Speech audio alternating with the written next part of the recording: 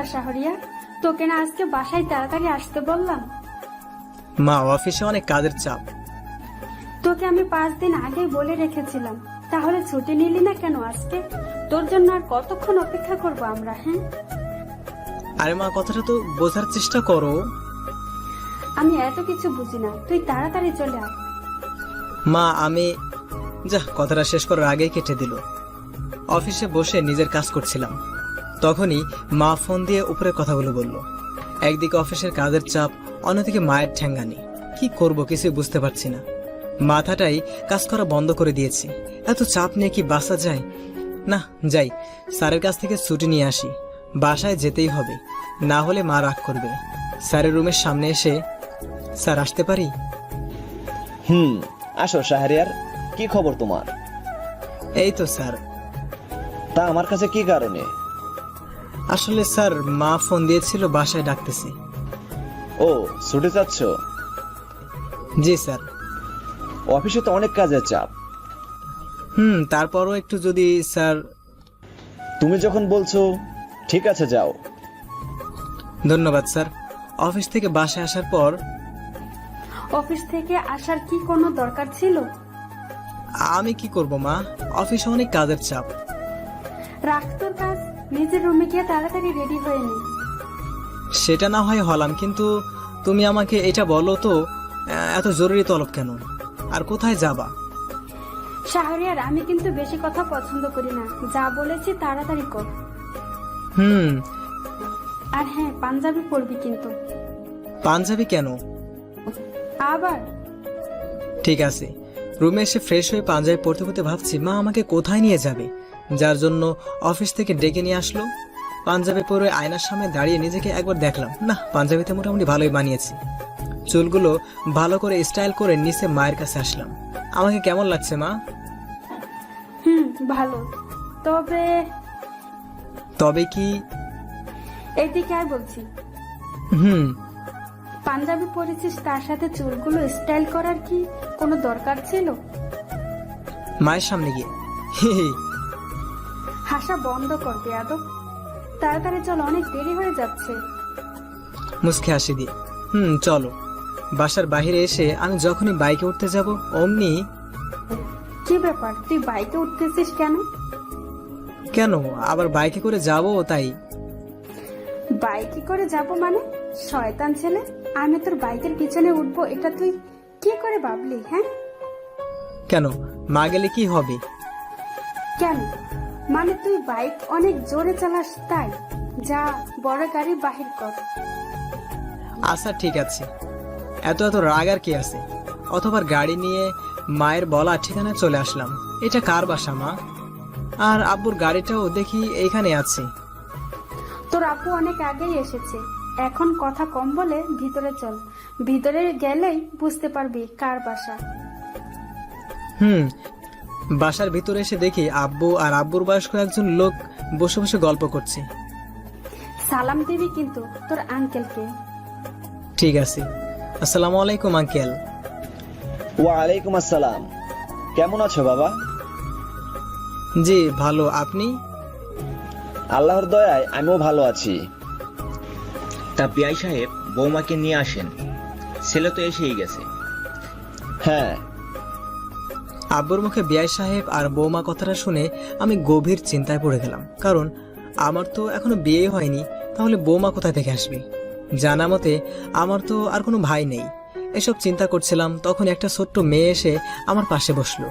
মেয়েটা দেখে তাকিয়ে আমি হা হয়ে গেলাম, কারণ মেয়েটার চোখ ছাড়া কিছুই দেখা যাচ্ছে না। বয়স 7 থেকে 8 হবে, তাতেই এত পর্দাশীল, মাশাআল্লাহ। মা, কি হচ্ছে এসব? তোমাদের বৌমা কই থেকে আসলো? ফিসফিস করে মায়ের কানে। চুপচাপ থাক, আস্তে আস্তে সব বুঝতে পারবি। মায়ের ধমক শুনে চুপ মেরে গেলাম।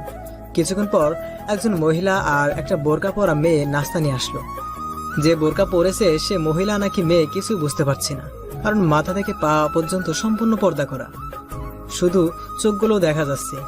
চোখগুলো দেখে বুঝতে পারলাম এটা মেয়ে, তবে চোখগুলো দেখতে মাশাআল্লাহ অনেক মায়াবী। ইভামা, শাহরিয়ারকে শরবতটা দে। জি। এভার মুখে যে শব্দটা শুনে আমি অবাক হয়ে গেলাম। এত সুমধুর কণ্ঠ কারো হতে পারে? আমার তো জানা ছিল না। কিরে, শরবত নিচ্ছিস না কেন? চিন্তায় মগ্ন ছিলাম, মায়ের কথায় হুঁশ ফিরল। তাকিয়ে দেখি ইভা আমার সামনে শরবতের গ্লাস ধরে আছে। এটা দেখে তাড়াতাড়ি করে গ্লাসটা ইভার হাত থেকে নিয়ে নিলাম। তাহলে বিআই সাহেব, আগামী মাসে 2 তারিখে বিয়েটা হচ্ছে, কি বলেন? জি। আমরা তাহলে আজকে আসি মানে খাওয়া দাওয়া করবেন, তারপর আপনারা যাবেন। আজকে না বেআইন সাহেবা, অন্য আরেক দিন। এটা কেমন কথা? আজকে আমার একটু তাড়া আছে বিআই সাহেব, আজকে যেতে হবে, অন্য আরেক দিন এসে খাবো। অতঃপর সবার কাছ থেকে বিদায় নিয়ে বাসা চলে আসলাম। এতক্ষণ কি হলো কিছুই বুঝতে পারলাম না। 2 তারিখ কিসের বিয়ে, কার বিয়ে কিছুই বুঝতে পারছি না। মাথাটা কেমন যেন ঝিমঝিম করছে। মা, 2 তারিখে কার বিয়ে? কার মানে তোর বিয়ে? কি, আমার বিয়ে? হ্যাঁ, এসব কি বলছো মা? যা শুনেছিস তাই, এবার সাথে তোর বিয়ে ঠিক করেছি। আমার বিয়ে? অথচ আমি জানি না, এখনো মেয়েকে দেখলামই না, তাতেই বিয়ে? আমি দেখেছি তাতেই হবে, তোকে দেখতে হবে না। আর এবার তোর সামনে বেপরদায় আসবেও না যতক্ষণ না বিয়ে হচ্ছে। তাই বলে না মা, এই বিয়ে আমি করতে পারবো না। কি এত বড় কথা? মা, তুই এতটা খারাপ হয়ে গেছিস, আমার কথার উপর কথা বলিস? মায়ের হাতে চড় খাওয়ার পর গালে হাত দিয়ে মাথা নিচু করে চুপচাপ দাঁড়িয়ে আছি। বিয়ে নিয়ে যেন আমি আর কোনো প্রকার কথা না শুনতে পাই। এখন নিজের রুমে যা। মায়ের কথা মতো নিজের রুমে এসে বিছানায় ধপাস করে বসে পড়লাম। ভাবতেই পারছে না এরকম একটা মেয়েকে আমাকে বিয়ে করতে হবে। নিজের বউকে নিয়ে কতই না স্বপ্ন দেখেছি, শেষে কি না না না এই বিয়ে আমাকে যে করে হোক আটকাতে হবে। কিন্তু এর জন্য যে আমাকে মেয়েটার সাথে কথা বলতে হবে। কালকে তো অফিস বন্ধ, তাই কালকেই এই বিষয়টা নিয়ে মেয়েটার সাথে কথা বলতে হবে। সিগারেটটা হাতে নিয়ে বারান্দায় চলে গেলাম। সিগারেটে একটা টান দিচ্ছি আর আকাশের দিকে তাকিয়ে সেই ধোঁয়াগুলো ছেড়ে দিচ্ছি। পরের দিন সেই সকাল থেকে বাইক নিয়ে ইভাদের বাসার সামনে দাঁড়িয়ে আছি, কিন্তু একবারের জন্যেও ইভাকে দেখতে পেলাম না। হেলমেট মাথায় দিয়ে বাইকে বসে আছি। 30 মিনিট পর একটা বোরকা পরা মেয়ে ইভাদের বাসা থেকে বেরিয়ে আসলো। ভেবে নিলাম এটা ইভা হবে, তাই আমিও আস্তে আস্তে ইভার পিছন পিছন বাইক চালাতে লাগলাম। কিছু দূর যাওয়ার পরে বাইকটা জোরে টেনে ইভার সামনে গিয়ে দাঁড়িয়ে পড়লাম। আমার এমন আচমকা দাঁড়িয়ে থাকা দেখে ইভা ভয় পেয়ে গেল। হাতে থাকা ব্যাগটা খামচি মেরে ধরে দাঁড়িয়ে আছে।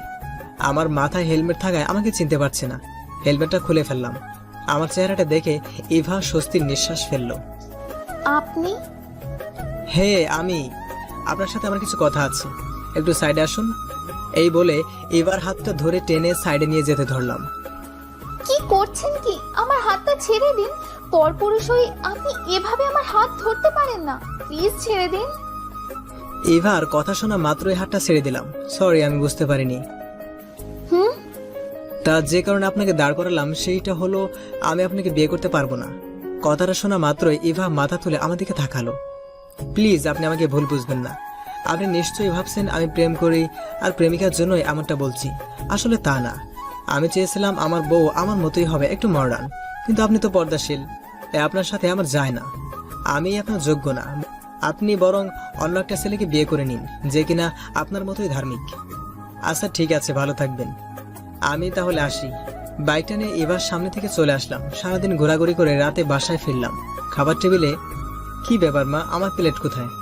খাবার টেবিলে এসে দেখি সবার প্লেট আছে, কিন্তু আমারটা নেই। তোর আজকে কোনো খাবার নেই? নেই মানে? আজকে সকালে কোথায় গিয়েছিলি? কেন?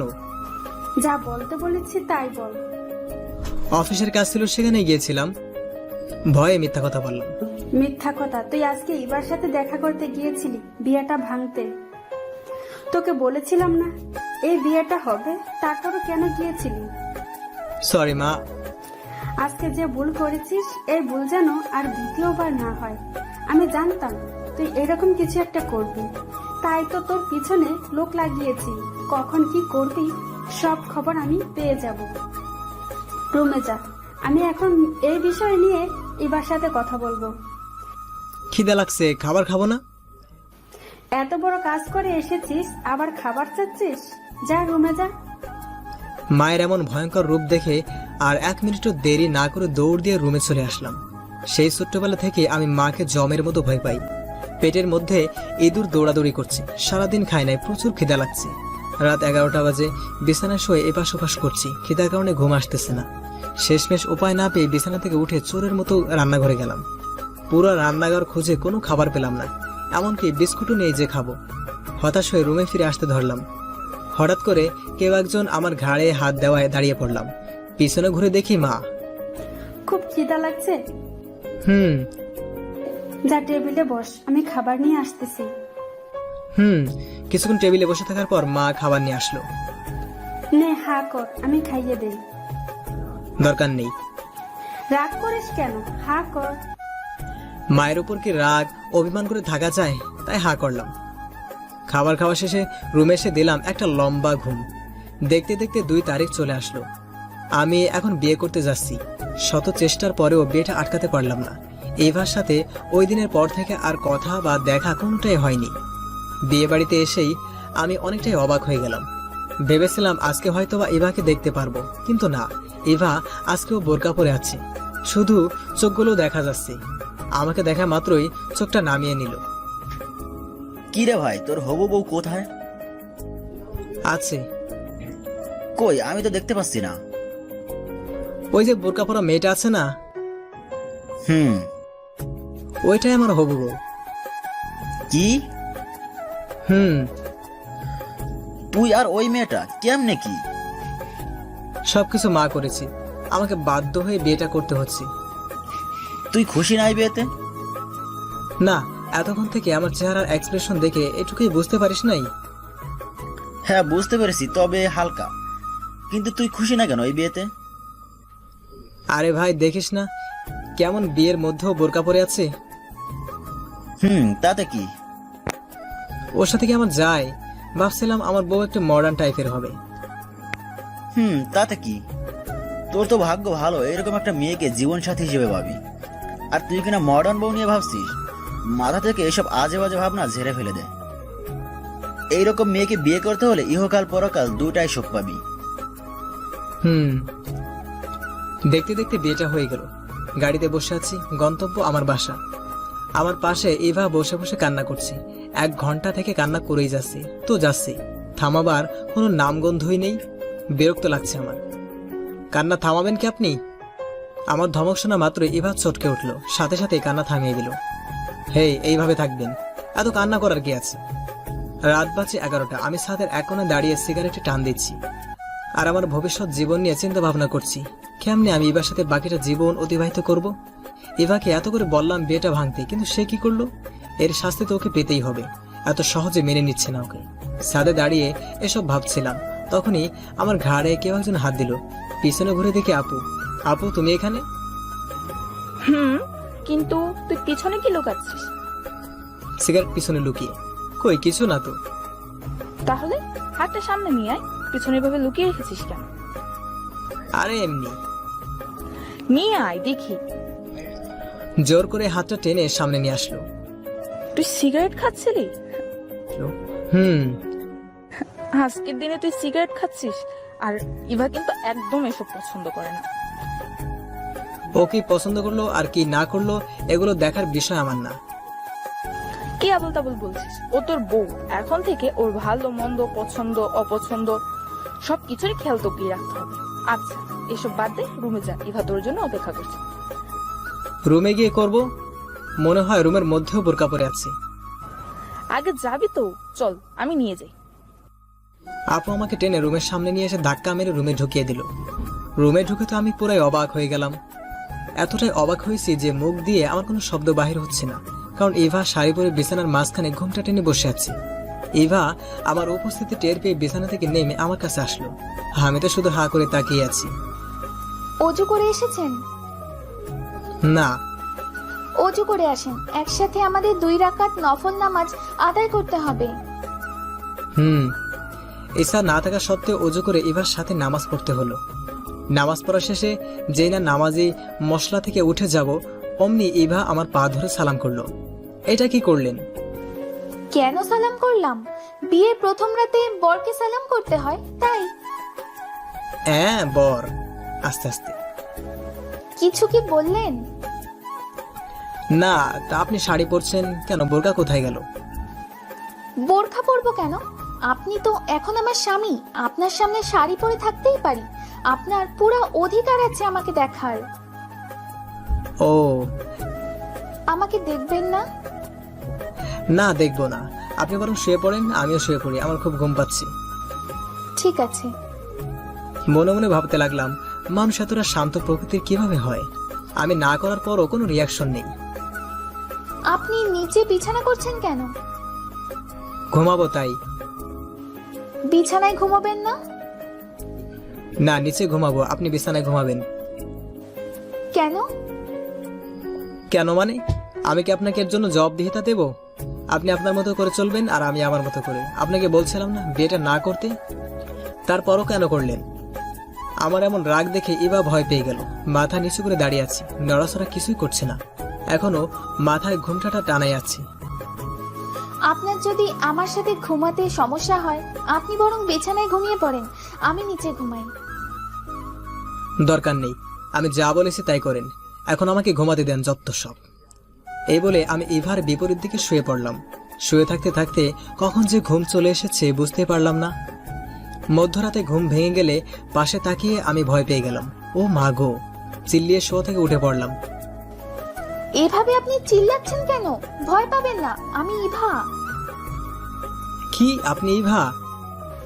হুম। আসলে ঘুম ভেঙে যাওয়ার পর আমি পাশে তাকিয়ে দেখি একটা মেয়ে শুয়ে আছে। ডিম লাইটের আলোয় মুখটা জল করছে। এটা দেখে আমি ভয় পেয়ে গেছিলাম। ইভাকে দেখতে এত মায়াবী লাগছে যে আমার কল্পনারও বাহিরে। ভাবতেই পারিনি ইভা দেখতে এতটা মায়াবী আর সুন্দর হবে। আমি হা করে ইভার দিকে এক ধ্যানে তাকিয়ে আছি তো তাকিয়ে আছি। আপনি এভাবে আমার দিকে তাকিয়ে আছেন কেন? কথা বলছেন না যে? কিছু কি বলছিলেন? ধ্যান ভেঙে গেলে। বলছিলাম, আপনি তখন ওভাবে চিল্লিয়ে উঠলেন কেন? ভয় পেয়ে গেছিলাম তাই। কেন? দাঁড়ান, আপনি নিচে আমার পাশে শুয়েছিলেন কেন? আপনাকে না বিছানায় ঘুমাতে বলছিলাম। কি হলো বলেন? আপনি আমার বর, আপনাকে নিচে রেখে আমি কিভাবে উপরে বিছানায় ঘুমাই, তাই আপনার পাশে শুয়ে পড়েছিলাম। তাই বলে আমার পাশে শুতে হবে? আজব! আপনার কারণে আমার ঘুমটাই নষ্ট হয়ে গেল। আমি তো ইচ্ছে করে আপনার ঘুম নষ্ট করিনি। চুপ! মুখে মুখে তর্ক করেন। যান বিছানায় গিয়ে শুয়ে পড়েন। না, যাব না। আপনি যেখানে ঘুমাবেন আমিও সেখানেই ঘুমাবো। আপনাকে নিচে রেখে আমি বিছানায় ঘুমাতে পারবো না। আমার ঘুমানোর সাথে আপনার সম্পর্ক কি? হ্যাঁ, আমি যেখানে ইচ্ছা সেখানেই ঘুমাবো, আপনি বিছানায় যান। আপনি তাহলে যাবেন না? আচ্ছা, আমি যদি বিছানায় ঘুমাই তখন আপনি কোথায় ঘুমাবেন? তখন আপনি যেখানে ঘুমাতে বলবেন সেখানেই ঘুমাবো। যদি নিচে থাকতে বলেন তাহলে নিচেই ঘুমাবো। ও আল্লাহ, কি মুসিবতে পড়লাম। আচ্ছা ঠিক আছে, চলেন বিছানায় ঘুমাবো, তবে মাঝখানে কোলবালিশ দেয়া থাকবে। ঠিক আছে। অথবা এবার জেদের কাছে হার মেনে মাঝখানে কোলবালিশ দিয়ে বিছানায় শুয়ে পড়লাম। ঘন্টাখানেক পর অনুভব করলাম কেউ একজন আমার শরীরে ধরে ঝাঁকি দিচ্ছে। চোখটা আস্তে আস্তে খুলে সামনের দিকে তাকিয়ে দেখি ইভা। মেজাজটা আবার গরম হয়ে গেল। কি হয়েছে কি? এই আপনার জন্য কি শান্তি মতো ঘুমাতে পারবো না? না মানে, ফজরের আজান দিয়েছে, আপনি নামাজ পড়বেন না? আমি? কেন? নামাজ পড়লে ক্ষতি কি? মসজিদে গিয়ে নামাজ পড়ে আসেন, দেখবেন অনেক ভালো লাগবে। যাচ্ছে একটু পর, আর একটু ঘুমিয়ে নেই। ততক্ষণে তো নামাজের ওয়াক্ত শেষ হয়ে যাবে, প্লিজ উঠে পড়েন। আচ্ছা ঠিক আছে। বিছানা থেকে উঠে অজু করে পাঞ্জাবি পায়জামা পরে মসজিদে গেলাম নামাজ পড়তে। নামাজ পড়ে যখন হেঁটে হেঁটে বাসায় আসতেছিলাম তখন কেন জানি একটা আলাদা প্রশান্তি মনের মধ্যে বিরাজ করছিল। বাসায় এসে দেখি বাবা মা নামাজ পড়ে বাগানে এসে চা খাচ্ছে। আমাকে পাঞ্জাবি পাজামায় দেখে তারা আমাদেরকে হা করে তাকিয়ে আছে। শাহরিয়ার মা, আমি যা দেখছি তুমিও কি তাই দেখছো? নাকি আমাদের দুইজনেরই চোখ নষ্ট হয়েছে? তোমাদের চোখ নষ্ট হতে যাবে কেন বাবা? তোমাকে এত করে বলার পরও নামাজ আদায় করাতে পারতাম না, আর সেই কিনা তুমি পাঞ্জাবি পায়জামা পরে মসজিদ থেকে নামাজ পড়ে আসলা। বাবা,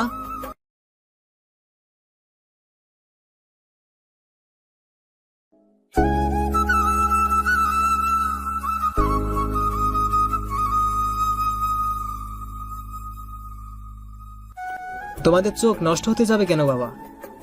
তোমাকে এত করে বলার পরও নামাজ আদায় করাতে পারতাম না। আর সেই কিনা তুমি পাঞ্জাবি পায়জামা পরে মসজিদ থেকে নামাজ পড়ে আসলা। বাবা, এগুলো সব ইবার মায়ের কৃতিত্ব। তোমাকে বলেছিলাম না, একমাত্র ইবা মাই পারবে আমার ছেলেকে ইসলামের পথে ফিরিয়ে নিয়ে আসতে। তাই তো দেখছি।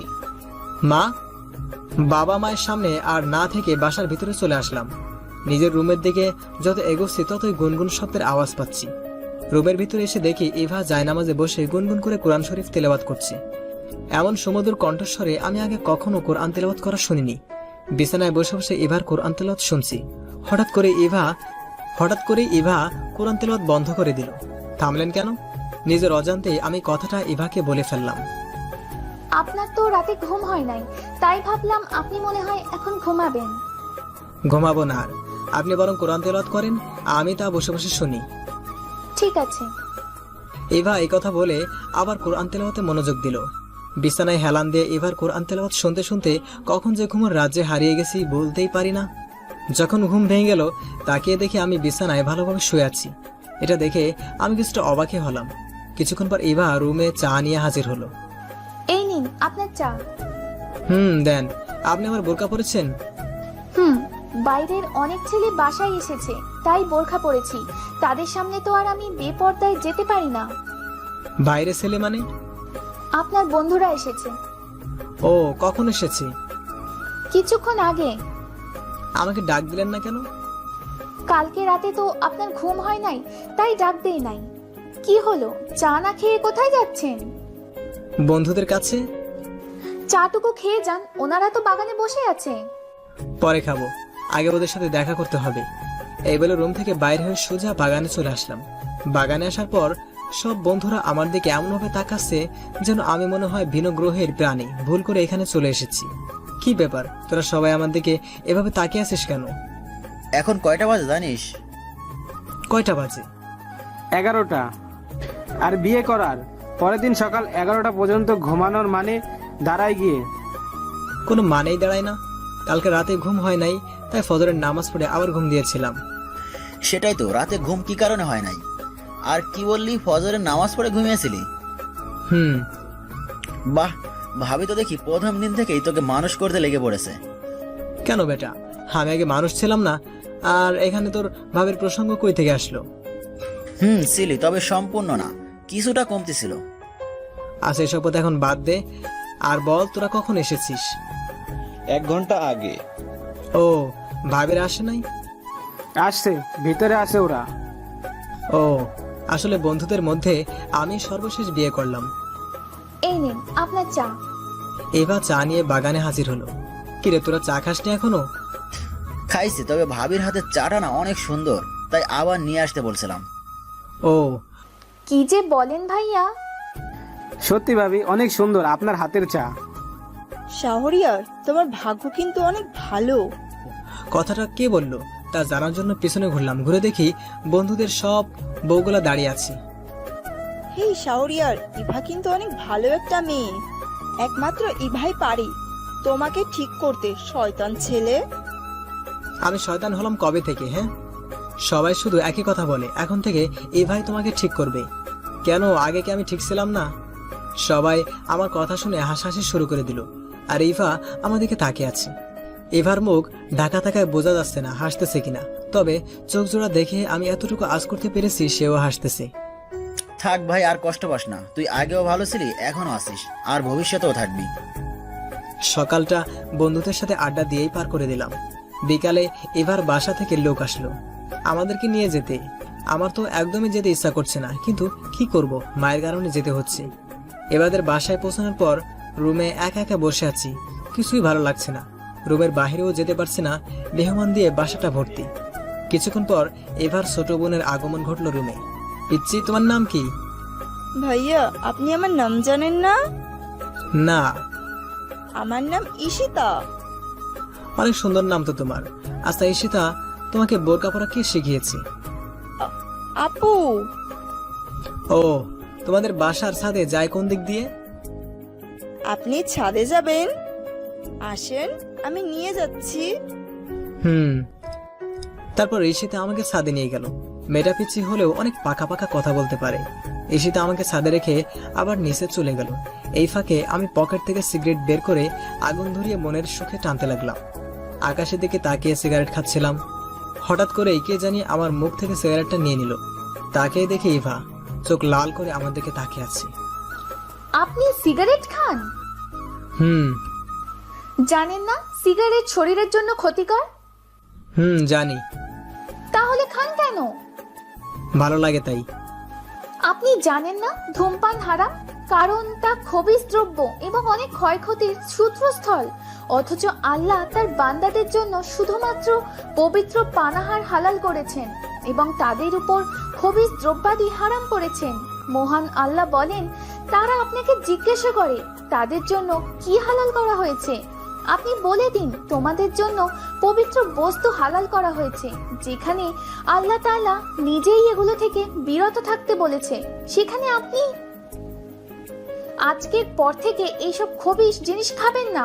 মন থেকে তওবা করেন আর কোনোদিন এসব খাবেন না। সত্যিকার অর্থে তওবা করলে আল্লাহ তাআলা আপনাকে নিশ্চয়ই ক্ষমা করে দেবে। পবিত্র কোরআনে এই সম্পর্কে উল্লেখ এসেছে যে, আর তোমরা আল্লাহর নিকট তাওবাহ করো হে মুমিনগণ, যাতে তোমরা সফলকাম হতে পারো। মাথা নিচু করে দাঁড়িয়ে আছি, কি বলবো কিছুই বুঝতে পারছি না। আমি কি আপনাকে বোঝাতে পেরেছি? হুম নিচে চলেন, সবাই আমাদের জন্য অপেক্ষা করছে। মাথা নাড়িয়ে হে বললাম। এবার সাথে নিচে এসে দেখি খাবার টেবিলে সবাই আমার জন্য অপেক্ষা করছে। আমরা তাদের সাথে বসে পড়লাম। খাওয়া দাওয়া শেষ করে রুমে এসে বসে আছি। কিছুক্ষণ পর এবার রুমে আসলো। আপনার কি এভাবে রুমে বসে থাকতে খারাপ লাগছে? হুম। ঘুরতে যাবেন? কোথায়? নদীর পাড়ে যাওয়া যেতে পারে। ঠিক আছে। আপনি রেডি হয়ে নিন, আমি বোরখাটা চেঞ্জ করে নিই। ঠিক আছে। অথবা রেডি হয়ে এভাকে সঙ্গে নিয়ে নদীর তীরের দিকে রওনা হলাম। কিন্তু রিক্সা ওঠার পর পড়লাম এক মহা ভেসালে। রিক্সাটা ছোট হওয়ায় দুজনের বসতে অনেক কষ্ট হচ্ছে। তারপরও নিজেকে এবার থেকে দূরে রাখার চেষ্টা করছি, কিন্তু পেরে উঠছি না। দুজনের শরীরের মাঝে 1 ইঞ্চিও গ্যাপ নাই। এমন পরিস্থিতির সম্মুখীন আমি আর এর আগে কখনো হইনি। তাই একটু লজ্জা লাগছে। আমার চেয়ে ইভা আরো বেশি লজ্জা পাচ্ছে। ইভা মাথা নিচু করে চুপচাপ বসে আছে। নদীর তীরে পৌঁছানোর পর আল্লাহ তাআলার সৃষ্টি কত সুন্দর, তাই না? হুম। আপনি কি জানেন আল্লাহ তাআলার সৃষ্টি নিয়ে চিন্তা ভাবনা করলে সব পাওয়া যায়। হুম। যখনই সময় পাবেন এই আল্লাহর সৃষ্টির জগৎ নিয়ে চিন্তা ভাবনা করবেন, দেখবেন আল্লাহর প্রতি বিশ্বাসটা আপনার আরো মজবুত হবে। মন খারাপ থাকলেও ভালো হয়ে যাবে। হুম। নদীর তীরে বসে বসে ইভা আর আমি গল্প করছি। আমি গল্প করছি বললে ভুল হবে, কারণ ইভা বলছে আর আমি শুধু শুনছি। কেন জানি ইভার কথাগুলো শুনতে আমার খুব অনেক ভালো লাগে। মন চায় শুনতে থাকি তো শুনতেই থাকি। চলেন বাসায় যাব। এত তাড়াতাড়ি? আর একটু পর গেলে হয় না? কিছুক্ষণ পর আজান দিবে, বাসায় গিয়ে নামাজ পড়তে হবে। ও ঠিক আছে, চলেন। 5 দিন পর। আপনি কোথাও কি যাচ্ছেন? অফিসের জন্য রেডি হচ্ছিলাম, তখন ইভা এসে উপরের কথাটা বলল। অফিসে যাচ্ছি। আপনার ছুটি শেষ? আচ্ছা, আমি তাহলে আসি। যান, তবে জোহরের নামাজ অফিসে পড়বেন, নামাজে ফাঁকি দেওয়া চলবে না। আপনি এই 5 দিনে আমার যে অভ্যাস তৈরি করে দিয়েছেন, তাতে আমার নামাজ পড়া ছাড়া আর থাকতেই পারবো না। আপনি না বললেও পড়তাম। আমার কথা শুনে ইভা অনেক খুশি হলো, সেটা তার চেহারা দেখে স্পষ্ট বুঝতে পারছি। ভালো থাকবেন। আল্লাহ হাফেজ। আল্লাহ হাফেজ। অতবার বাইকটা নিয়ে অফিসের দিকে রওনা দিলাম। ইভা মেয়েটা আসলে অনেক ভালো। আমার ভাবনা যে এতদিন ভুল ছিল, সেটা আমি এখন হাড়ে হাড়ে টের পাচ্ছি। ইভাই আমার জন্য পারফেক্ট। ইভা আমার জীবনে এসে আমার জীবনটাই বদলে গিয়েছে। কি ব্যাপার শাহরিয়ার, এত খুশি খুশি লাগছে কেন? কি ব্যাপার শাহরিয়ার, এত খুশি খুশি লাগছে কেন? বউয়ের কাছ থেকে অনেক ভালোবাসা পাচ্ছেন মনে হয়। বউটাও পেয়েছেন মাশাআল্লাহ। খুশি মনে অফিসে ঢুকতেছিলাম, তখনই রাফি কথাগুলো বলল। ভালো ভালো, আপনাকে দেখে আমার এখন হিংসা হচ্ছে। কেন? কেন আবার? এই যে আপনি বিয়ে করে ফেললেন, আর আমি এখনো করতে পারলাম না। ও সমস্যা নাই, আপনারও খুব তাড়াতাড়ি হয়ে যাবে। নিজের কেবিনে এসে বসার সাথে সাথেই দেখি সব কলিগ হাতে ফুল নিয়ে আমার কেবিনে এসে উপস্থিত। ফুল কিসের জন্য জিজ্ঞেস করলে বলে তারা আমাকে বিবাহিত জীবনের শুভেচ্ছা জানাতে এসেছি। সকলকে ধন্যবাদ দিয়ে ফুলগুলো রেখে দিয়ে সবাইকে কাজে যেতে বললাম। অনেকদিন ধরে ছুটিতে থাকায় আজকে কাজের চাপ একটু বেশি, তাই ফোনটা সাইলেন্ট করে মন দিয়ে কাজ করছি। কাজ করতে করতে কখন যে আজান দিয়েছে বলতেই পারি না। ঘড়ির দিকে তাকিয়ে দেখে 2টা বাজে, তাই তাড়াতাড়ি অজু করে কেবিনেই নামাজ পড়ে নিলাম। নামাজ পড়া শেষে ফোনটা হাতে নিয়ে অবাক হয়ে গেলাম। এবার 20টা মিসড কল। ফোনটা হাতে থাকা অবস্থায় আবার কল আসলো, তাই তাড়াতাড়ি কলটা রিসিভ করলাম। আসসালামু আলাইকুম। ওয়ালাইকুম সালাম। আপনি ফোন ধরছিলেন না কেন? আসলে কাজের অনেক চাপ, 10 দিন ছুটিতে ছিলাম তো, তাই ফোনটা সাইলেন্ট করে রেখে দিয়েছিলাম। ও, নামাজ পড়েছেন? হুম। খাবার খেয়েছেন? না, আপনি?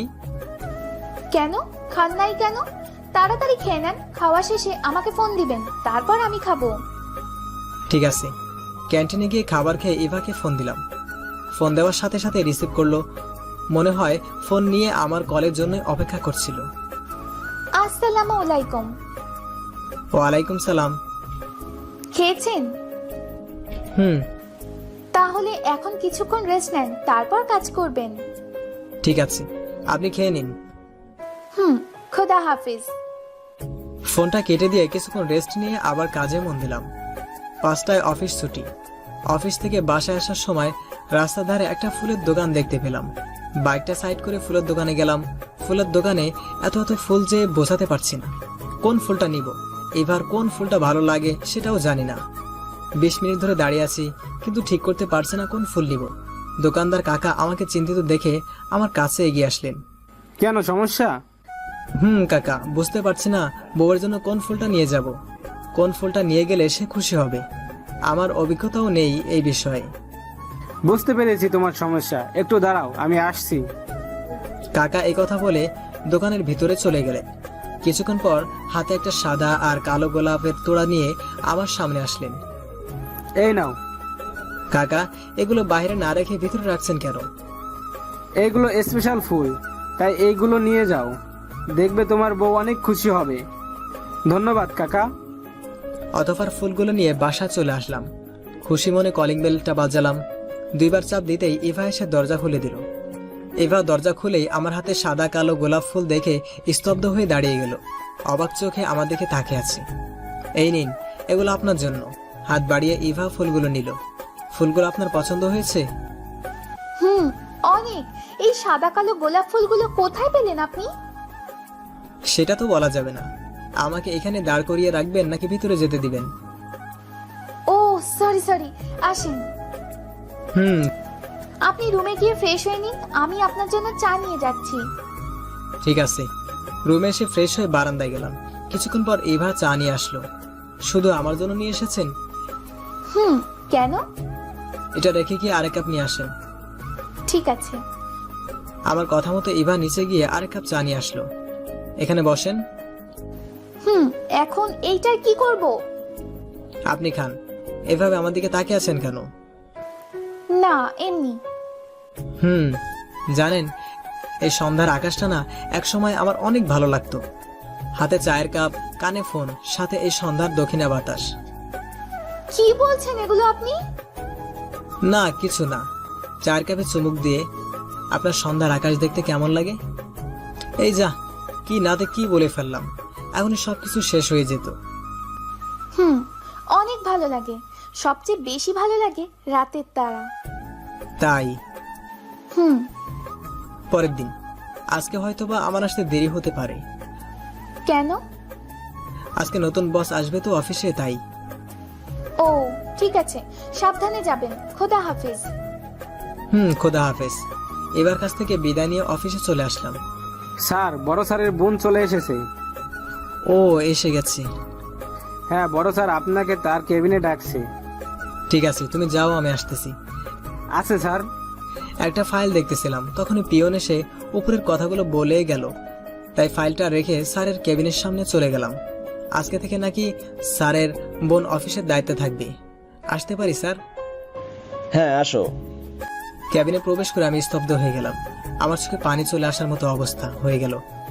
সামনে বসে থাকা মেয়েটাকে দেখি। মেয়েটাও আমাদেরকে চোখ বড় বড় করে তাকিয়ে আছে। কি হলো, বসো। জি স্যার। পরিচয় করিয়ে দেই, এই হচ্ছে নীলা, আমার বোন। নীলা, ও হচ্ছে শাহরিয়ার, যার কথা তোকে আমি বলেছিলাম। শাহরিয়ার, তোমাকে তো বলেছিলাম আজকের থেকে আমার বোন অফিসে আসবে, আমি আর আসবো না। তাই ওর যদি কাজে কোনো সমস্যা হয় তাহলে তুমি একটু দেখবে। জি স্যার। আর নীলা, তোর যদি কোনো কাজ বুঝতে সমস্যা হয় তাহলে শাহরিয়ারকে বলবি। ঠিক আছে ভাইয়া। স্যার তাহলে আমি আসি, কয়েকটা ফাইল দেখার আছে তো। ঠিক আছে। তাড়াতাড়ি করে স্যারের ক্যাবিন থেকে নিজের ক্যাবিনে চলে আসলাম। রকিং চেয়ারে বসে চোখ দুটো বন্ধ করে আছি, মাথাটা কেমন জানি ঝিমঝিম করছে, বুঝে উঠতে পারছে না কি করব। যে অতীত থেকে নিজেকে অনেক কষ্টে সরিয়ে নিয়ে আসলাম, নতুন করে জীবনটা সাজাতে শুরু করলাম, সেই অতীতই আবার আমার সামনে। চোখ দুটো কেমন জানি ঝাপসা হয়ে যাচ্ছে, নিজেকে আর সামলে রাখতে পারছি না। চোখ বন্ধ করলেই পুরনো কিছু স্মৃতি সামনে ভেসে উঠছে। নিজেকে অনেক কষ্টে সামলে নিলাম, কারণ এটা অফিস, এখানে এরকম করলে চলবে না, আমাকে শক্ত হতে হবে। রাত 10টা বাজে, আমি এখনো বাসায় ফিরে যাইনি। অফিস ছুটি হয়েছে সেই বিকেল 5টায়, তখন থেকেই নদীর তীরে বসে আছি। কয়টা বাজে তা দেখার জন্য পকেট থেকে ফোনটা বাহির করে দেখি আব্বুর 30টা, মায়ের 20টা আর ইভার 100টা মিস কল। ফোনটা সাইলেন্ট করে পকেটে রেখে দিয়েছিলাম, তাই বলতে পারি না কখন এতগুলো কল এসেছে। ফোনটা পকেটে রেখে একটা দীর্ঘশ্বাস ফেলে বসা থেকে উঠে পড়লাম। হেঁটে হেঁটে বাসায় যাচ্ছি। আজকে যদি ইভার কাছে কথা না দিতাম তাহলে হয়তোবা আমার হাতে সিগারেট বা অন্য কোনো নেশা দ্রব্য থাকতো। শুধুমাত্র ইভাকে কথা দিয়েছি বলেই খেতে পারছি না। বাসার সামনে এসে দেখি ইভা দরজা খুলে রেখে রাস্তার দিকে তাকিয়ে দাঁড়িয়ে আছে। আমাকে দেখা মাত্রই আমার কাছে ছুটে আসলো। আপনি ফোন ধরতেছিলেন না কেন? কি হয়েছে আপনার? এই অবস্থা কেন? কি হলো, কথা বলছেন না কেন? কিছু হয়নি আমার, এই বলে ইভাকে আর কিছু বলার সুযোগ না দিয়ে রুমে চলে আসলাম। ব্যাগটা রেখে বারান্দায় চলে গেলাম। কিছুক্ষণ পর ইভা আমার কাছে আসলো। আপনি ফ্রেশ না হয়ে এখানে দাঁড়িয়ে আছেন কেন? আপনাকে তো চিন্তিত দেখাচ্ছে কেন? তেমন কিছুই না। তেমন কিছু না মানে? সারাদিন মনে হয় কিছু খাননি, মুখটা শুকিয়ে গেছে। আসেন, ফ্রেশ হয়ে নিন, আমি আপনার জন্য খাবার নিয়ে আসছি। এই বলে ইভা আমার হাত টেনে ধরে রুমে নিয়ে গেল। ফ্রেশ হয়ে কাপড়গুলো চেঞ্জ করে নিন, আমি খাবার নিয়ে আসতেছি। ইচ্ছা না থাকা সত্ত্বেও ফ্রেশ হয়ে নিলাম। কিছুক্ষণের মধ্যেই ইভা খাবার প্লেট নিয়ে হাজির হয়ে গেল। এই নিন। বিছানায় বসেছিলাম, ইভা আমার সামনে এসে খাবার প্লেটটা ধরে খেতে বলল। কি হলো, খান। আমার কোনো সাড়া শব্দ না পেয়ে ইভা নিজেই হাত ধুয়ে আমার প্লেটটা নিজের হাতে নিয়ে এক লোকমা খাবার তুলে দিয়ে আমার মুখের সামনে ধরল। ইভার এমন আচরণে আমি অবাক হয়ে গেলাম। কখনো ভাবতেই পারিনি ইভা এমনটা করবে। অবাক চোখে ইভা থেকে তাকিয়ে আছি। এভাবে তাকিয়ে থাকবেন নাকি খাবেন? 2 লোকমা খাবার পর। কি ব্যাপার, আপনি কান্না করছেন কেন? এবার হাতে খেতে খেতে কখন যে চোখে জল চলে এসেছে বলতে পারি না। বিছানা থেকে উঠে বারান্দায় চলে আসলাম। ইভাও আমার পিছ পিছ আসলো। আপনি এমন করছেন কেন? চুপচাপ আকাশের দিকে তাকিয়ে চোখে জল ফেলছি। প্লিজ, আমাকে নিঃসংকোচে আপনি সবকিছু খুলে বলতে পারেন, এতে করে নিজেকে অনেক হালকা লাগবে। দীর্ঘশ্বাস ফেলে, জানেন এক সময় আমাকে একজন খুব অপমান করেছিল। সেও আমাকে এইভাবে নিজ হাতে খাইয়ে দিত, কিন্তু ভাগ্যের কি নিষ্ঠুর পরিহাস, সেই আপনজনই আমাকে ধোঁকা দিয়ে চলে গেল। অনেক কষ্ট করে তাকে ভুলে নতুন করে বাঁচতে শুরু করেছিলাম, কিন্তু সে আবার আমাকে দেখা দিয়ে জীবনটা তছনছ করে দিল। মানে? নীলা 3 বছর আগে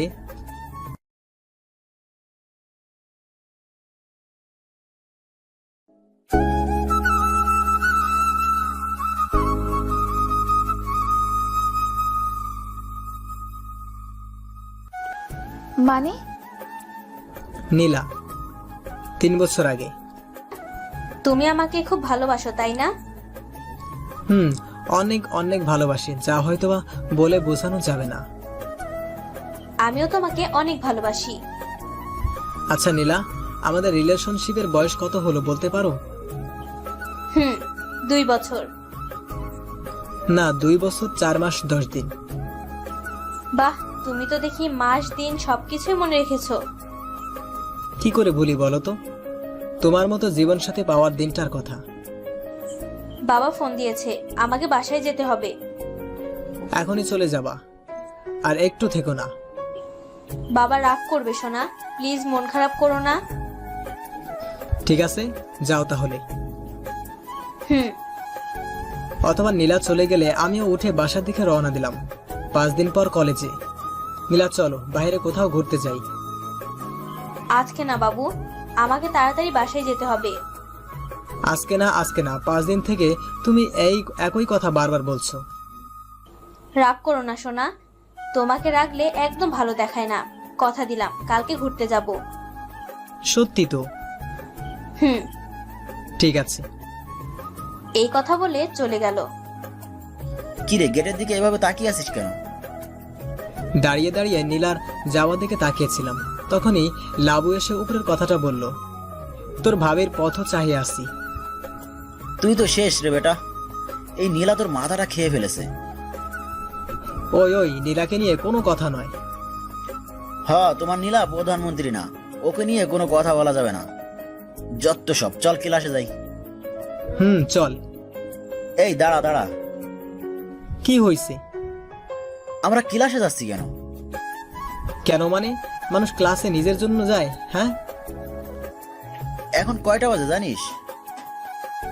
কয়টা? 10টা 20। তার মানে প্রথম ক্লাসের 20 মিনিট চলে গেছে। আর এখন যদি আমরা ক্লাসে যাই তাহলে বাইরে দাঁড়িয়ে থাকতে হবে। ক্লাসে না গেলে কি করবি? নীলাও বাসায় চলে গেল, না হলে ওর সাথে ঘুরতে যেতাম। এই কথা বলতে দেরি আর আমার পিঠে ধুমধাম মায়ের পড়তে দেরি নাই। আরে আরে, আমাকে মারছিস কেন? হালা তোর নীলা, নীলা আর নীলা। আমি কি মরে গেছি নাকি রে? চল দুজনেই ঘুরতে যাব। তাই বলে এভাবে মারবি? হপ, এখন চুপচাপ চল, না হলে আরো মায়ের খাবি। চল। কলেজের সময়টা লাবু আর আমি শহরের এদিক ওদিক ঘোরাফেরা করে কাটিয়ে দিলাম। রাতে বিছানায় শুয়ে আছি, তাই ভাবলাম নীলাকে একটা কল দেওয়া যাক। সারাদিন কথা বলা হয়নি, যেই ভাবা সেই কাজ। কল দেওয়ার কিছুক্ষণের মধ্যেই নীলা রিসিভ করলো। কি ব্যাপার, অসময়ে ফোন দিলা যে? অসময়ে মানে? প্রতিদিন তো এই সময় আমি কল দিই তোমাকে। ও হ্যাঁ। কি ব্যাপার নীলা, কয়েকদিন ধরে লক্ষ্য করছি তুমি আমাকে অ্যাভয়েড করে চলছো। কই, আমি তোমাকে কখন অ্যাভয়েড করলাম? আমার সাথে ঠিকমতো কথাও বলো না, দেখাও করো না। আসলে বাসায় প্রবলেম তো, তাই।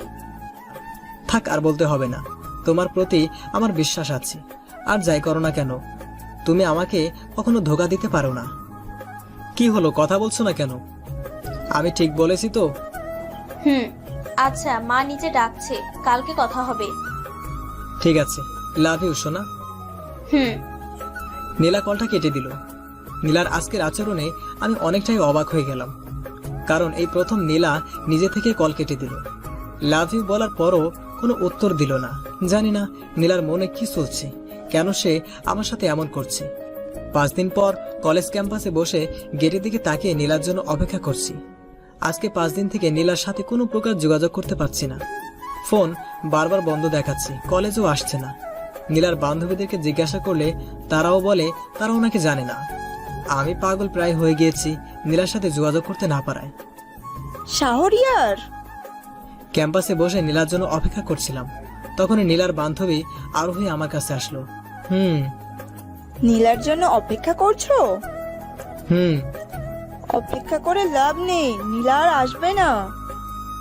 মানে কি বলতে চাচ্ছ তুমি? এইটা নাও। এটা কিসের চিরকুট? আগে নাও তো। আহা, এখনই খুলো না, বাসায় গিয়ে খুলে দেখবে। এতে কি এমন লেখা আছে যে আমি এখানে পড়তে পারবো না? বললাম না, বাসায় গিয়ে পড়বে, আর এইটা পড়ার পর তোমার সবকিছুর উত্তর তুমি পেয়ে যাবে। আচ্ছা ঠিক আছে, তুমি যখন বলছো বাসায় গিয়ে খুলে দেখবো। এখন তাহলে আমি আসি। ওকে। কলেজ থেকে বাসায় তাড়াতাড়ি চলে আসলাম। বাসায় এসে রুমের দরজাটা লাগিয়ে দিয়ে ব্যাগটা রেখে চিরকুটটা নিয়ে বিছানায় বসে পড়লাম। চিরকুটটা আস্তে আস্তে খুলে দেখি একটা নাম্বার। এটা দেখে মেজাজটা গরম হয়ে গেল আরোহীর প্রতি। মেয়েটা মনে হয় আমাকে বোকা বানিয়ে দিল। কিন্তু পরক্ষণে মনে পড়ল নীলার নাম্বার তো বন্ধ হতে পারে, এটা নীলার নতুন নাম্বার। তাই আর দেরি না করে ডায়াল প্যাডে নাম্বারটা তুলে কল করলাম। কিছুক্ষণ রিং হওয়ার পর রিসিভ করলো। আসসালামু আলাইকুম। ওয়ালাইকুম আসসালাম। কে বলছেন? জি, নীলা আছে কি? হ্যাঁ আছে। আপনি কে বলছেন? আমি ওর ফ্রেন্ড। আপনি কি? আমি নীলার হাজবেন্ড। কি হাজবেন্ড? হাজবেন্ড কথাটা শুনে আমার মাথায় বাজ পড়লো। কে ফোন দিয়েছে? তোমার ফ্রেন্ড। কই দাও দেখি। নীলা আর ছেলেটার কথোপকথন আমি ফোনের এই পাশ থেকে স্পষ্ট শুনতে পাচ্ছি। কে? কেমন আছো নীলা? শাহরিয়ার? হয়তোবা আমাকে আশাও করনি। কেন করলে তুমি এমনটা আমার সাথে নীলা? কেন খেলা করলে আমার নিষ্পাপ ভালোবাসা নিয়ে? যাই হোক, দোয়া করি স্বামীর সংসার নিয়ে শোকে থাকো। আর এক সেকেন্ডও দেরি না করে ফোনটা কেটে দিয়ে কান্নায় ভেঙে পড়লাম। বিশ্বাস করতে পারছি না নীলা আমার সাথে এমনটা করেছে। যাকে অন্ধের মতো বিশ্বাস করতাম, শেষ পর্যন্ত সে আমাকে ধোঁকা দিল।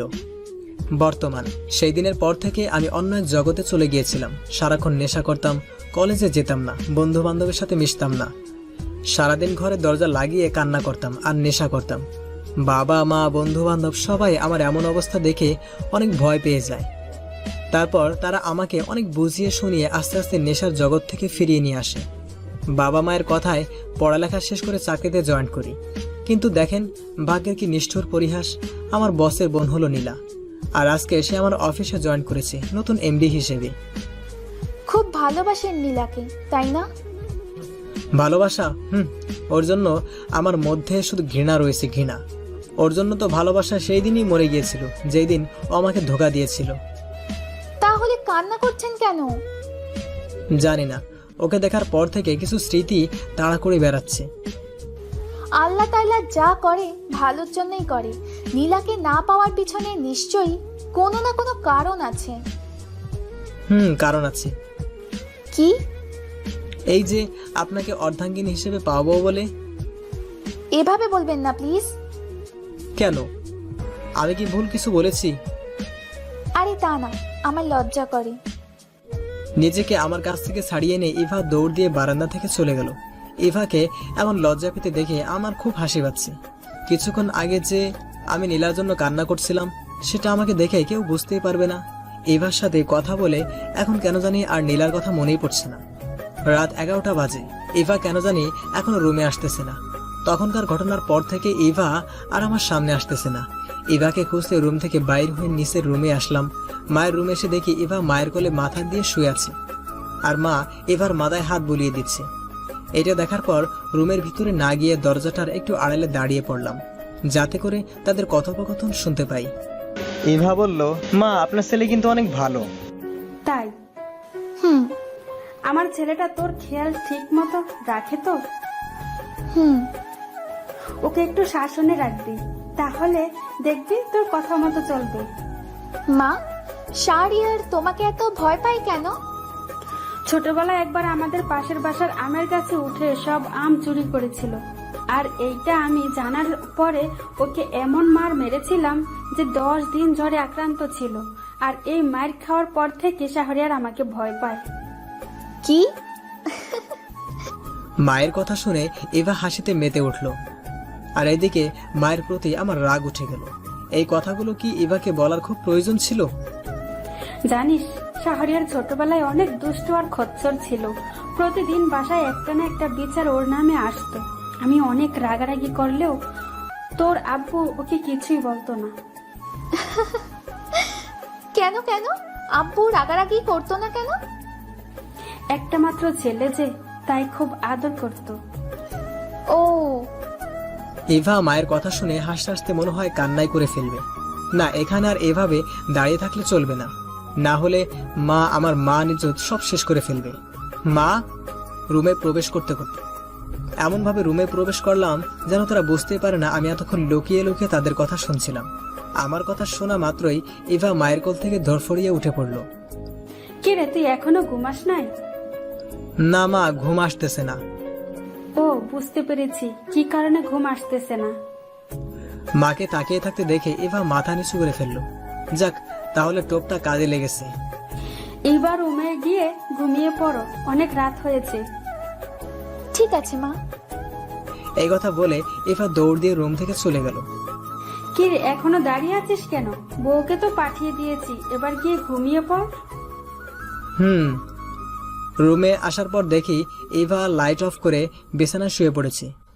আমিও গিয়ে আমার বালিশে শুয়ে পড়লাম। মাকে ওইভাবে কথাটা না বললেও পারতেন। আমি তো স্বাভাবিকভাবে কথাগুলো বললাম, এখন মা অন্যভাবে নিলে আমি কি করব? আর আপনি আমার থেকে পালিয়ে বেড়াচ্ছেন কেন? আপনি মোটেও স্বাভাবিকভাবে কথাগুলো বলেন নাই। ইস, মা যে কি ভাবছে আল্লাহ মাবুদই জানে। হিহি। হাসা বন্ধ করে ঘুমিয়ে পড়েন, অনেক রাত হয়েছে, না হলে ফজরের সময় উঠতে কষ্ট হবে। পরের দিন। কি ব্যাপার, আজকে আপনি অফিসে যাবেন না? না। কেন? নীলার কারণে? হুম। এখন থেকে ও তো প্রতিদিন অফিসে থাকবে, তাহলে কি আপনি আর অফিসে যাবেন না? ওর জন্য অফিসে যাওয়া বন্ধ করে দেবেন? কি করব বলেন? ওকে দেখলেই যে। ওকে দেখতে দেখতে যখন অভ্যস্ত হয়ে যাবেন, দেখবেন তখন আর আপনার কোনো সমস্যা হচ্ছে না। তাহলে আর বসে না থেকে রেডি হয়ে অফিসে যান। ঠিক আছে। অতঃপর এভার কথা মতো রেডি হয়ে এভার কাছ থেকে বিদায় নিয়ে অফিসে চলে আসলাম। অফিসে আসতে আসতে 20 মিনিট লেট হয়ে গেল। স্যার, ম্যাডাম আপনাকে তার কেবিনে ডাকছে। ঠিক আছে। নিজের ক্যাবিনে ঢোকার আগে পিয়ন এসে ম্যাডামের ক্যাবিনে যেতে বলল। নীলার ক্যাবিনের সামনে দাঁড়িয়ে আছি, ঢুকতে কেমন জানি লাগছে, বুকটা দুরু দুরু করে কাঁপছে। শেষমেশ মনে সাহস নিয়ে ঢুকেই পড়লাম। আসসালামু আলাইকুম ম্যাডাম। ওয়ালাইকুম আসসালাম। আমাকে ডেকেছিলেন? নীলা আমাদেরকে কেমন করে যেন তাকিয়ে আছে, এতে করে আমার আনইজি ফিল হচ্ছে। আমার কথার উত্তর না দিয়ে নীলাকে ড্যাব ড্যাব করে তাকিয়ে থাকতে দেখে মেজাজটাই গরম হয়ে গেল। ম্যাডাম, আমাকে ডেকেছিলেন? আসতে এত লেট হলো কেন? বাসায় একটু সমস্যা হয়েছিল। এভাবে নিজের ইচ্ছে মতো অফিসে আসলে তো আর হবে না। আশা করি পরের দিন থেকে এমনটা আর করবেন না। জি ম্যাডাম। তাহলে এখন নিজের কাজে যান। জি। নীলার কেবিন থেকে নিজের কেবিনে এসে কাজে মন দিলাম। অনেক কাজ পড়ে আছে, কালকে কিছুই করতে পারিনি। আর একটা ফাইল দেখলেই আজকের মতো কাজ শেষের মধ্যে ইভা একবার ফোন দিয়ে আমাকে নামাজ পড়তে বলেছে। 3টা বাজে, কাজের চাপে এখনো নামাজ পড়া হয়ে ওঠেনি। ফাইলগুলো তাড়াতাড়ি গুছিয়ে রেখে নামাজ পড়ে নিলাম। নামাজ পড়ে যখনই ক্যান্টিনে খেতে যেতে ধরলাম, তখনই পিয়ন এসে বলে গেল ম্যাডাম নাকি আমাকে ডেকেছে। তাই ক্যান্টিনে না গিয়ে ম্যাডামের কেবিনে গেলাম। ফাইলগুলোর কাজ কি শেষ হয়েছে? জি ম্যাম। দুপুরে খেয়েছেন? না ম্যাম। ও ঠিক আছে, গিয়ে খেয়ে নেন। আর অফিস শেষে একটু থাকবেন, আপনার সাথে আমার কিছু জরুরি কথা আছে। ঠিক আছে ম্যাম, আমি তাহলে এখন আসি। নীলার ক্যাবিন থেকে বাহির হয়ে ক্যান্টিনে গিয়ে হালকা কিছু খেয়ে নিলাম। 5টায় অফিস ছুটি হলো, সবাই চলে গেলেও আমি গেলাম না, কারণ নীলার সাথে দেখা করতে হবে। ওর কথা শোনার কোনো ইচ্ছেই আমার নেই, কিন্তু অফিসের বস কথা না শুনলে চাকরিটা হারাতেও পারি। নীলার ক্যাবিনে এসে দেখি একটা ছেলে আর নীলা বসে বসে গল্প করছে। নীলা আমাকে দেখা মাত্রই বসতে বলল। শাহরিয়ার পরিচয় করিয়ে দেই, এ আমার husband Siam. Hello man. Hello. কেমন আছো? জি আলহামদুলিল্লাহ, ভালো। আপনি? এই তো চলছে, যেমনটা আল্লাহ রেখেছে। ম্যাম, আমাকে কি কারণে থাকতে বলেছিলেন? শাহরিয়ার, এখন তুমি নাম ধরে বলতে পারো, অফিসের সময় শেষ হয়ে গিয়েছে। নীলা, আমি তাহলে চলে যাই, তোমরা কথা বলো। ঠিক আছে, তাড়াতাড়ি বাসায় চলে আসবে কিন্তু। By man. বাই। সিয়াম চলে যাবার পর দুজনে চুপচাপ বসে আছি, কারো মুখে কোনো কথা নেই। আমার এভাবে বসে থাকতে বিরক্ত লাগছে। নীরবতা ভেঙে নীলা বলল, তোমার বউটা কিন্তু অনেক সুন্দর, তোমার ভাগ্যটা অনেক ভালো, তাই এমন বউ পেয়েছো। নীলার মুখে এবার কথা শুনে আমি হা হয়ে গেলাম। নীলা কিভাবে জানে আমার বিয়ে হয়েছে আর আমার বউ কেমন? অবাক হচ্ছ তাই না? ভাবছো যে মেয়ে তোমাকে ধোকা দিয়ে চলে গেল, সে কিভাবে তোমার সম্পর্কে সবকিছু জানতে পেলো? ম্যাম, আমাকে বাসায় যেতে হবে। একটু যদি কাজ সম্পর্কে কথা বলতেন তাহলে আমি তাড়াতাড়ি বাসায় যেতে পারতাম।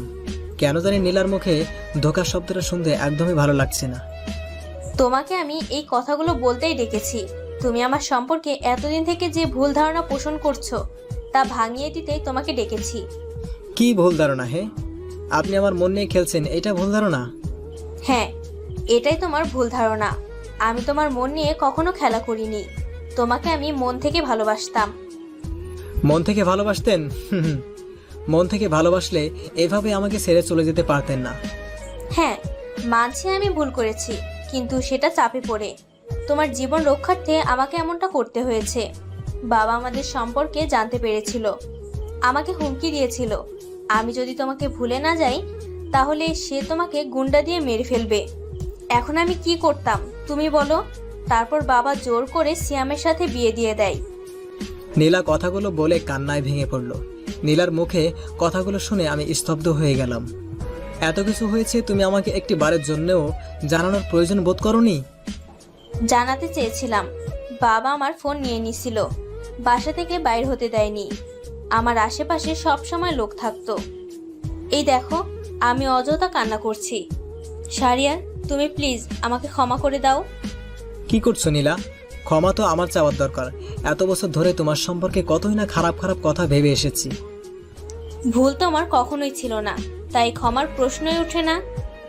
দুইজনে কিছুক্ষণ নীরব থাকার পর নীলা বলে উঠল, ইভাকে কখনো কষ্ট দিও না। হুম মেয়েটা অনেক ভালো, একদম নিষ্পাপ শিশুর মতো। হুম বাসায় যাও, ইভা তোমার জন্য অপেক্ষা করছে। হুম খোদা হাফেজ। দরজার কাছাকাছি আসার পর, শাহরিয়ার, জীবনটা নতুন করে ইভার কথা মতো গুছিয়ে নিও। অফিস থেকে বাহির হয়ে বাইকটা নিয়ে মার্কেটে গেলাম কিছু গিফট কিনতে ইভার জন্য। আজকে আমি ইভাকে আপন করে কাছে টেনে নিব। এতদিন পারিনি, কেন জানি ইভার কাছাকাছি যেতেই নীলার কথা মনে পড়তো। কিন্তু আর না, সকল বাধা উপেক্ষা করে আমরা দুইজন আজকে এক হবই হব। বাসায় এসে ইভার জন্য আনা গিফটগুলো লুকিয়ে রেখে দিলাম। রাত্রিবেলায় ইভা বারান্দায় দাঁড়িয়ে দাঁড়িয়ে রাতের আকাশ দেখছি। আমার মনে হলো এইটাই মোক্ষম সময় ইভাকে মনের কথাগুলো বলার। তাই গিফটগুলো নিয়ে বারান্দায় গেলাম। হাঁটু গেড়ে ইভার সামনে বসে পড়লাম। একটা জায়নামাজ আর কোরআন শরীফ সামনে এগিয়ে দিলাম। ইভা অবাক চোখে আমার কর্মকাণ্ড দেখছি। ইভা, হবে কি আমার ইহকাল পরকালের জীবন সাথী? হবে কি একসঙ্গে নামাজ আদায় আর কোরআন শরীফ তেলাওয়াত করার সাথী? ইভা আমার কথাগুলো শুনে কান্না করে দিল। হ্যাঁ, হব। দাঁড়িয়ে পড়ার সাথে সাথেই ইভা আমাকে জড়িয়ে ধরল। আমিও জড়িয়ে নিলাম ইভাকে ভালোবাসার চাদরে। হারাতে চায় না এমন বউকে, যাকে নিয়ে গর্ব করতে পারবো এই সমাজের কাছে। চিরকাল আগলে রাখতে চাই তাকে এই ভালোবাসার চাদরে।